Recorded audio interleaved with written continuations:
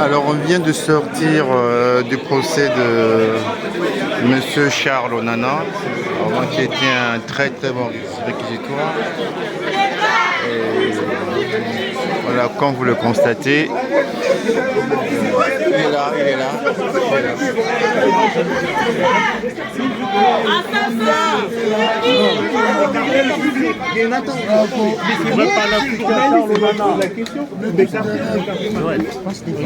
Monsieur Charles Onana, après tout ce moment, ce que vous avez vécu, les accusations, la défense et aussi votre argumentaire, quelles sont vos impressions? Écoutez, je pense que la première chose que je veux dire, c'est un énorme merci, quoi.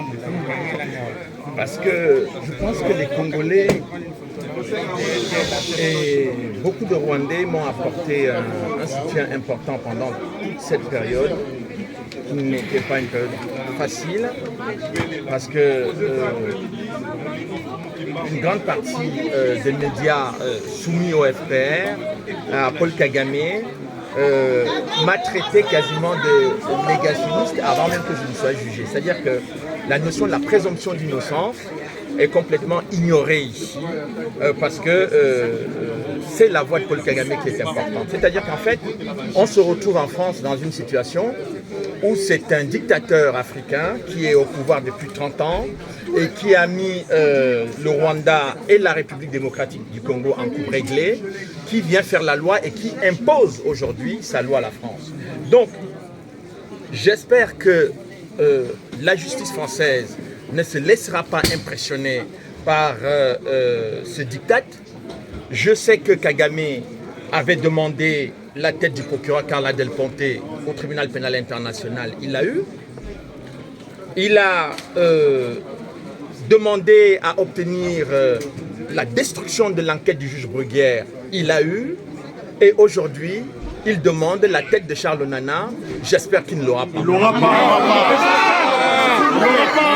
Concernant votre sécurité, vous subissez des menaces de mort. Qu'est-ce que vous dites? Parce que les Camerounais, les Congolais et les Français, tous ceux qui vous soutiennent sont inquiets sur votre sécurité. Qu'est-ce que vous en dites? Bon, je leur dirais de ne pas être inquiets parce que, évidemment, mon avocat a déposé plainte pour menace de mort parce que le 13 juillet dernier, M. Paul Kagame a dit que des gens comme moi doivent mourir.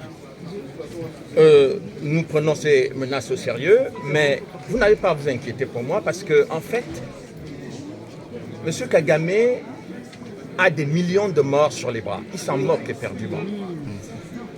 La seule chose que je veux dire au peuple congolais aujourd'hui,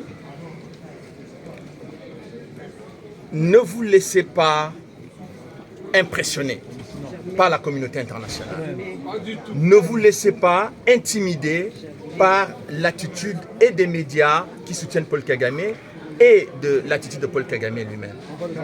Il va falloir aujourd'hui que les Congolais comprennent que si ils laissent Paul Kagame faire, ce pays disparaîtra. Et c'est son objectif depuis 30 ans. Et donc, l'objectif aujourd'hui, c'est au-delà de ma petite personne. J'ai entendu ici au tribunal que mon procès, le résultat de mon procès aura des conséquences judiciaires et politiques. Ça signifie donc que le procès qui est intenté contre moi est un procès politique. Donc, il est important que les Congolais reçoivent ce message que je vous donne aujourd'hui. C'est-à-dire que ce que j'ai révélé dans ce livre concernant l'organisation dès 1994 de l'invasion du Congo pour le pillage de ses ressources minières, c'est exactement cette politique qui est en marche et M. Charles Onana est venu perturber cette situation et il faut le tuer. Et donc, ils veulent me tuer judiciairement et me tuer physiquement. Donc, c'est à cela que j'attire l'attention des Congolais et des hautes autorités congolaises, notamment le président de la République de la RDC. Il faut qu'ils sachent qu'ils ont utilisé la même méthode pour éliminer le président Habyarimana. Ils ont pris le temps, ils ont passé le temps à dire qu'il faut négocier, il faut discuter, mais si les autorités congolaises et tous les conseillers du Congo ne prennent pas conscience qu'il n'y a pas que le Congo qui est en danger, mais que même les institutions de ce pays sont en danger. Donc, je tenais à faire passer ce message-là, parce que quand on dit que le résultat de mon procès aura des conséquences politiques, il faut qu'on comprenne de quoi il s'agit. Monsieur Charles, Monsieur Charles, Monsieur Charles, je suis un Congolais. Quel message?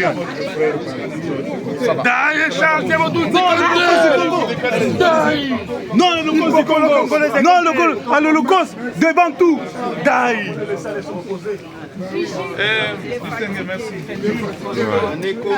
On attend le 9 décembre. Rendez-vous congolais le 9 décembre à 13h30. N'oubliez pas, nous avons été nombreux, mais nous devons être des millions ce jour-là, le 9 décembre. Les Congolais, le 9 décembre, à 12h30, nous prendrons une autorisation de manifestation. Devant le parti du J'ai déjà les miens.